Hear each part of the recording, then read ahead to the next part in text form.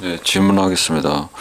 공자 선생님께서 군군 신신 부부자자라는 말씀을 하셨습니다.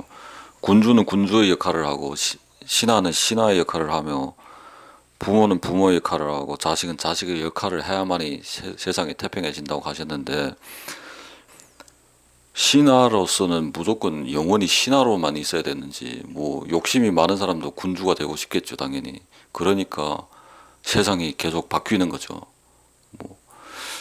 그러면은 신하로서 군주의 역할을 하고 군주가 되고 싶다면은 신하의 역할을 하지 말고 군주의 역할을 미리 공부하고 하는 건 해서 나중에 군주가 되려고 공부하고 노력하는 거 올바른 행동인지 알고 싶습니다.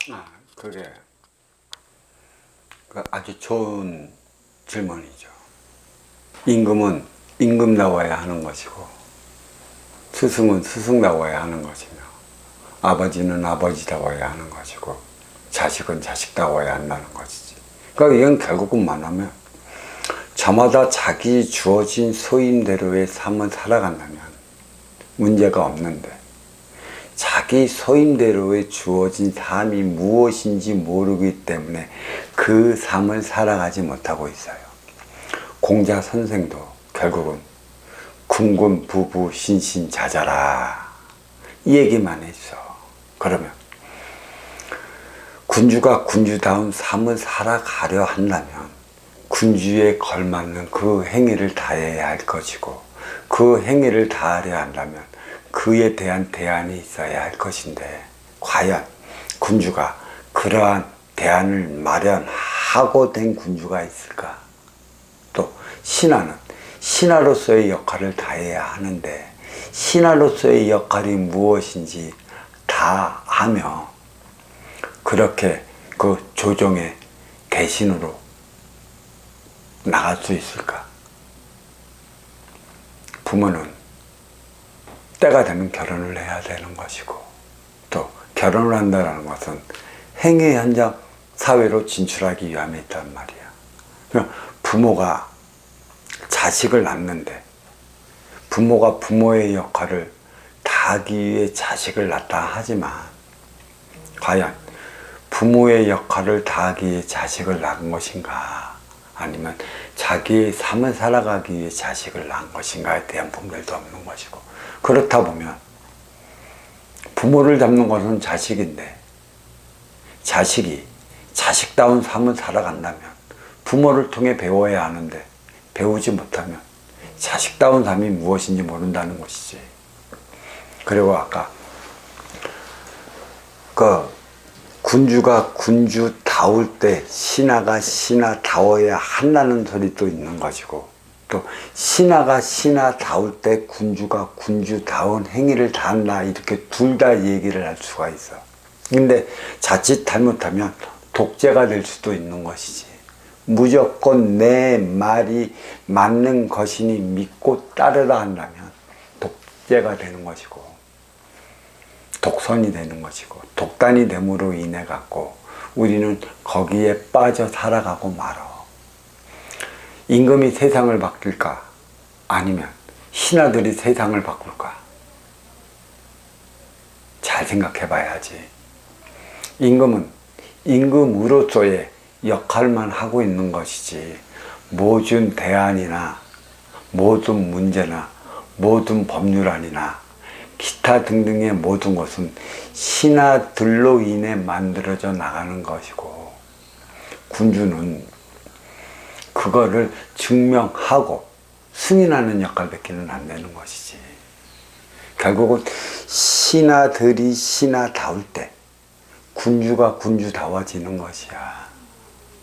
그리고 신하는 신하로서의 밖에 삶을 살아가지 못하는 것인가요? 라는 또 그러한 질문을 해왔는데, 시대가 영웅을 마련해. 시대가 영웅을 탄생시킨단 말이야. 그래서 난세에 영웅이 나온다는 것이지. 이것도 결론 본다면 변화기, 격동기, 과도기는 영웅을 만들지. 영웅을 만든다는 것은 그러한 가도기적, 격동기적 시절을 위해 그러한 그 질서를 잡아나 새로운 법을 마련하기 위한 군주도 보내지는 것이고 신하도 보내지는 것이고 제왕도 보내지는 것이야. 그게 육생의 기본금 사주라는 것이지. 다시 얘기해, 사주는 저승의 위계라는 것이지. 높으면 높을수록 나의 이상은 높아가. 그리고 높은 자리에 있는 이들이 인간으로서 태어날 때 그만한 소명을 받고 태어나는 것이고, 또 높은 자리에 있는 만큼의 인간으로 태어나도 그 높은 자리로 올라가게 되어 있어.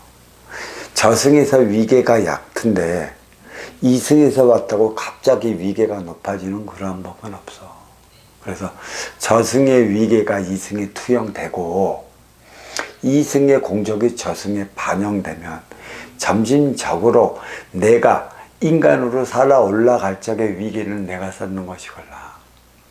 인간들의 공적이 또 많은 인간 세상에 이로움을 줄 때 쌓여지는 게 나의 공적이야. 이 대안은 임금이 대안을 만드는 게 아니고 신하들이 대안을 만드는 것이지. 결국 부모는 자식을 키워. 그렇지? 키운 만큼의 자식이 행위 현장 사회에서 얼마만큼 그 행위를 다 하느냐 못하느냐는 부모가 어떻게 키웠느냐에 따른 행의 결과라는 것이야. 결국 이 자식의 긍기를 바로 알고 키워내는 부모가 진짜 훌륭한 부모라는 얘기. 제왕은 신하들을 이끌지만 결국 이 신하로 인해 국정이 운영된단 말이야. 그러면 이 신하들을 신하답게 행을 하기 위한 것은 제왕의 목적인 것이지. 결국은 먼저 주고 후에 받는 선순한 행위가 이루어질 때만이 가능한 것이야. 부모 자식 간에도 먼저 주고 후에 받는 선순한 행위를 할 때만이 가능한 것이라. 그렇다면 군주가 군주다운 것도 정신량 차원으로서 얼마만큼 신하를 위하는 삶을 살아가느냐를 따르는 거고, 그때만이 신하들이 역량을 발휘할 수 있는 것이고, 자기 역량을 발휘한 만큼의 모든 대안이 임금한테 돌아가는 것이지. 이 제도는 누가 만들어내야 하는가? 임금이 만들어낼까? 신하가 만들어낼까? 물론 신하들이 만들어내야 하겠지. 그렇지만 정신적 차원의 지도자라 자처하는 이들이 대안을 만들어내야 하는 것이야. 이 대안이 됐다면 조정으로 올려보내야 하는 것이고, 조정에서 검토해서 맞다 하면 그게 실행이 되는 것이지. 구구, 신신, 부부, 자자, 이보다 좋은 곳은 없어. 과연 군주를 이끌어갈 수 있는 이가 누구냐는 것이, 신하를 이끌어가는 자가 누구냐는 것이야. 부부를 이끌어 나가는 것은, 부모를 이끌어 나가는 것은 누구냐는 것이지. 자식이 잘 돼야 부모가 잘 되고, 부모가 잘 돼야 신하들에게 덕이 돌아가는 것이고, 그 칭송, 그 위대함은 임금한테 돌아가. 이 자연이 무질서한 것 같지만 질서정연하게 움직이는 것은 저마다 제자리에서 제 소임을 다하는 것인데, 제 소임은 선순환 행위에 있다는 사실을 알아야 할 것이야. 이에 대한 질문은 여기까지 하도록 하겠습니다.